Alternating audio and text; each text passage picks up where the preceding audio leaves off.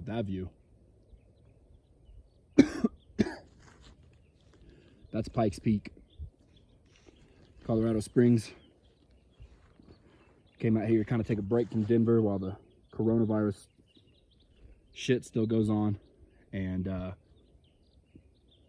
it's good to quiet your mind and still your soul out here. I'm going to take the next 10 seconds and I'm just going to invite you to listen to the great silence and maybe see why I like it so much out here. Starting now.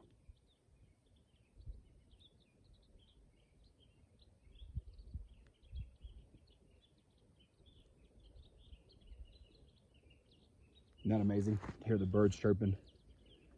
You can smell the mountain air. We're about 9,600 feet elevation total. And I'm about 4 miles from Trailhead. So I'm in a good quiet spot, a little bit off the trail. Not too far, but just enough to get a little slice of this and capture it for this video. This video is going to be a hike of its own.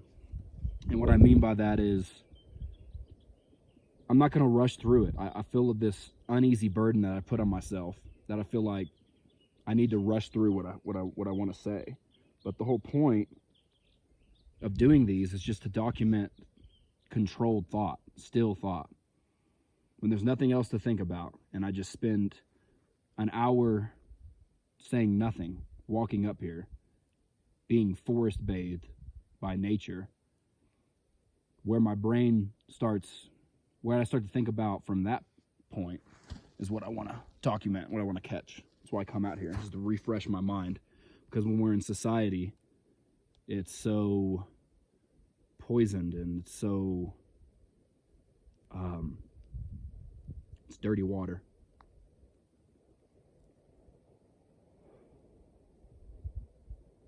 And when I say this thought's going to be like a trail, what I mean is that it's going to be a loop. We're going to have a trailhead, which is what right now is the trailhead. We're getting started. We're getting ready for the hike, the discussion, the documented thought.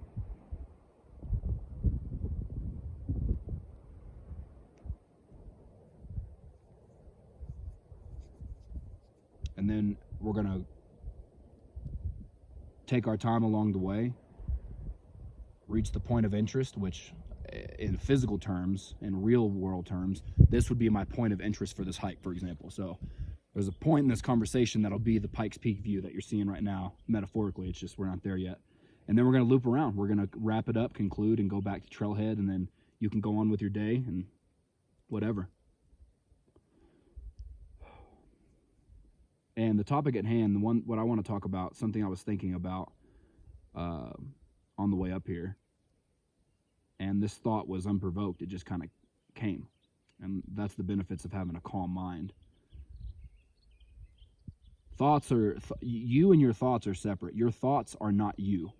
So be careful not to identify yourself with your thoughts. Because if you're thinking something anxious and you identify with that, then you can own that anxiety. It's very dangerous. So you're the axle of the wheel that spins around you. But if you're on the wheel, that motion is dangerous.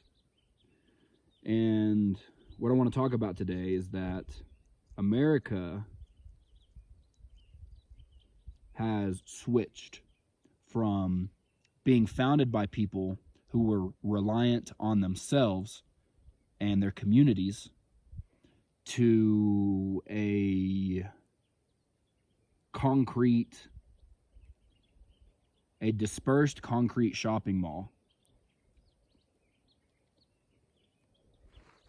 where people have been manipulated to rely on the system.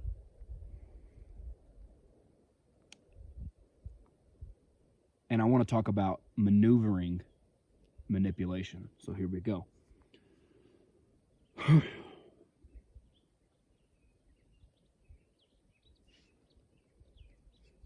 Manipulation, in my experience, is a trait of any organism. It's a trait of survival. It's the subject at hand doing everything in its power through its various strengths, weaknesses, traits, things that that organism is aware of, and how to get out of a situation of danger so they can continue to survive. It's kind of like the idea of the survival of the fittest. And me, myself, I have many experiences where, because I didn't know how to maneuver manipulation, I really got the shit end of the stick. Now, sitting here, I needed those moments to realize I was getting taken advantage of. However, I wouldn't want any of those to happen again. And I think that's the privilege of evolution, is you become better, stronger, wiser. And then it's the strongest survive, the survival of the fittest. Social conditioning. When I was in Oklahoma as a kid, getting raised, getting taught how to do this life, I was told to believe in God and that I'm a bad person by birth and I needed to be saved.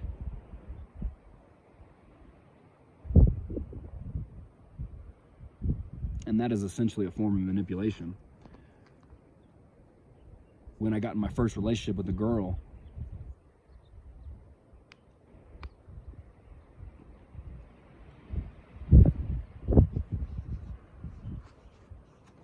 I wasn't aware that women were so experienced with lying and manipulating their way through. Now, lies and manipulation, I'm starting to become okay with. Deceit is what I'm not okay with. I'm not okay with deceit at the human level. I am okay with lies and manipulation because whether we want to admit it or not, every single one of us, myself included, does this because it is an instinct. That's why I want the focus to be on maneuvering manipulation. You see, you understand, it's about rising above the obstacle. And that's the best way to approach it. That's the strong way to approach it. Otherwise, you would say, well, we need to get rid of all the manipulators. That's impossible. And if we want to push that rhetoric, then we end up in a world of mess. See, what I'm proposing is getting in alignment with the wind, addressing our sails as humans. Intellectually, we've forgotten that everything is connected because we've separated it by words. We've separated it by laws. We've separated it by what's yours and what's mine. We've separated it by lanes and states, and we've divided it by continents. But before all of that, it was all the same thing, and it still is the same thing. And we just have to be careful not to get lost in the division of our trying to understand the universe. See, the only time you cut the world is when you try to understand it. And then you get down to an atom, and then it just gets smaller and smaller. It's the universe looking at itself. So the more you try to see it, the further it'll get away from you. Think about how small an atom is. Whereas this mountain right here, it's just right in front of me, way larger. Because I'm not trying to see it, it's just there. And that's why I think maneuvering manipulation is the right way to go about it. So now we're going to get on the incline of this trail, and we're going to practice. We're going to give our lungs some air a little bit. We're going to challenge ourselves a little bit, you understand? You have to find the voice inside of you, the voice of reason within yourself, and you have to protect that child. And this is what adulthood is. Adulthood is the human adult protecting the human child. And what I mean is in the same individual. So in me, I'm still a kid. I still go play. I love to have fun. I love to joke. I like to eat ice cream. You see what I'm saying? But I also get up and go to work because I know in order to pay for that ice cream, there's got to be someone bringing in money. I know how to put that adult person and defend that child. And you may be wondering, what does that have to do with maneuvering manipulation? Because I'm willing to stand up for myself. When I start sensing someone trying to force their view of life onto me, which is what manipulation is essentially, then I can stand up for myself and I can learn how to maneuver that.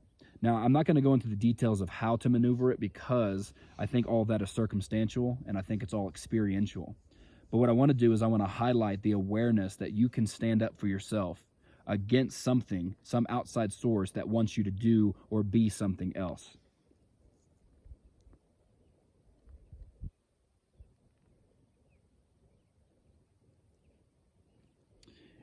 And I wasn't able to identify it as manipulation until I got into the forest, quiet, away from everything that I was ever labeled, so that I could figure out and get a sense of who I am. Where is my axle on the wheel that spins around me? When I started realizing that, damn, that person was using me. This person was abusing me. That's why they said that. This is why that girl liked me. They had something behind it. That's why they left. That's why she left when it went like that, because it wasn't about that the whole time. It wasn't about love. It was about her using me to get to make her look good in society because she had the good-looking man who played music. But then when shit hit the fan, she bounced because it wasn't ever about love. And I'm not even going to fault her for that.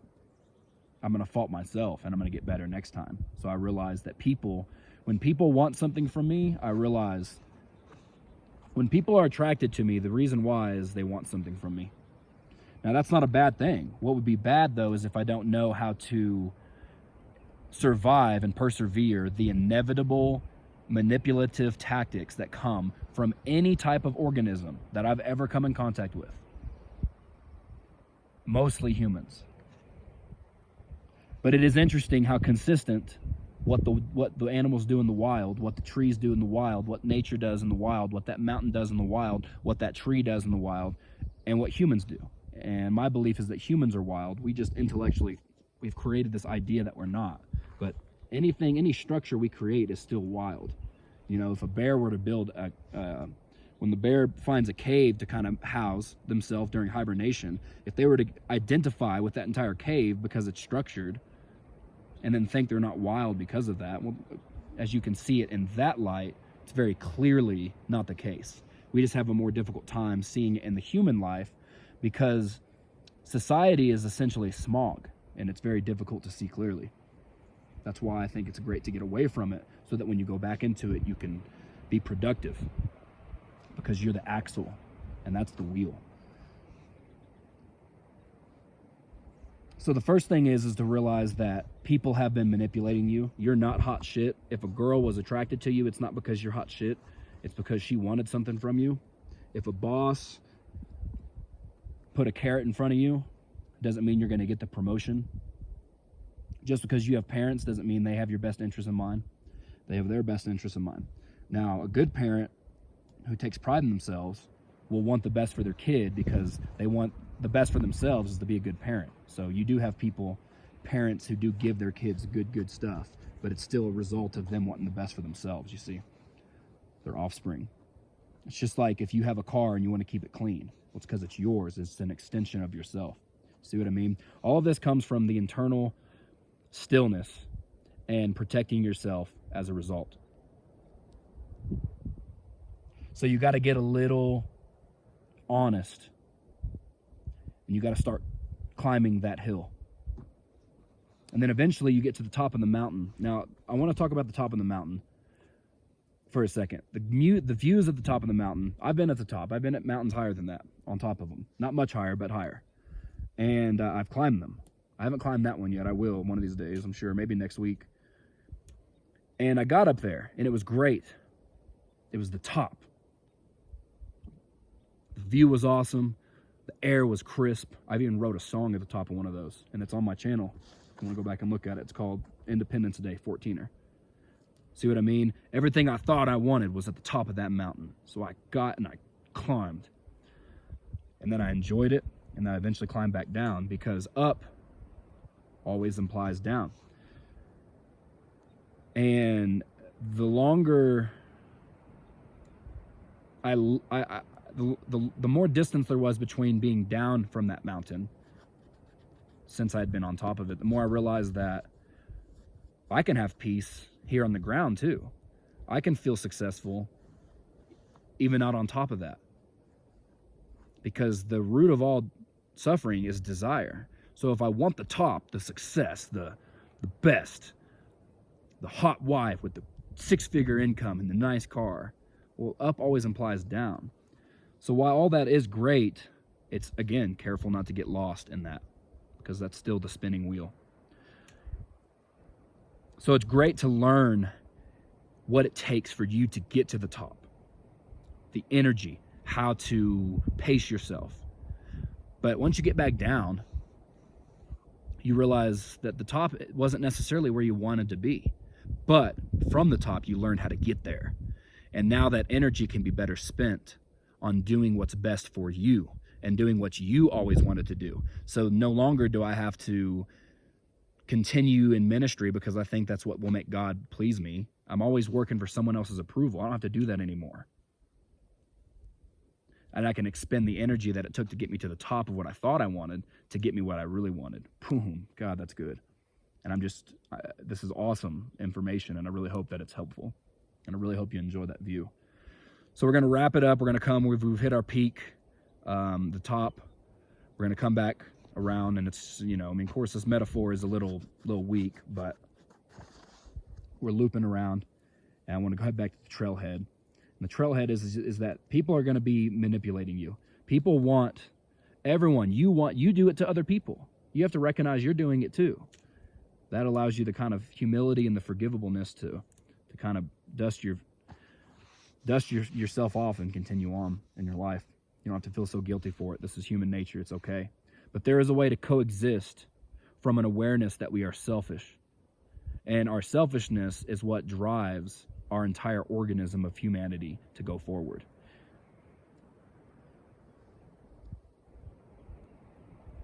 So don't worry about the manipulation. Figure out how to maneuver it. And I believe your life will start seeing major improvements in your internal peace, which at the end of the day, that's what everybody really wants, is they want to be at peace with themselves.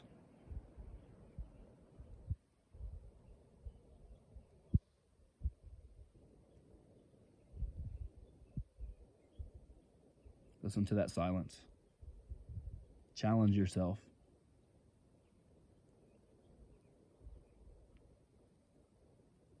Challenge yourself to realize that everything that glitters ain't gold. Jim Carrey said, I hope everyone becomes rich and famous so they can see it's not what they want. You understand what I'm saying? Do you hear people are saying it? Now, we can learn from humanity, or you might have to learn yourself by being hard-headed. That's kind of how I learned. But no matter,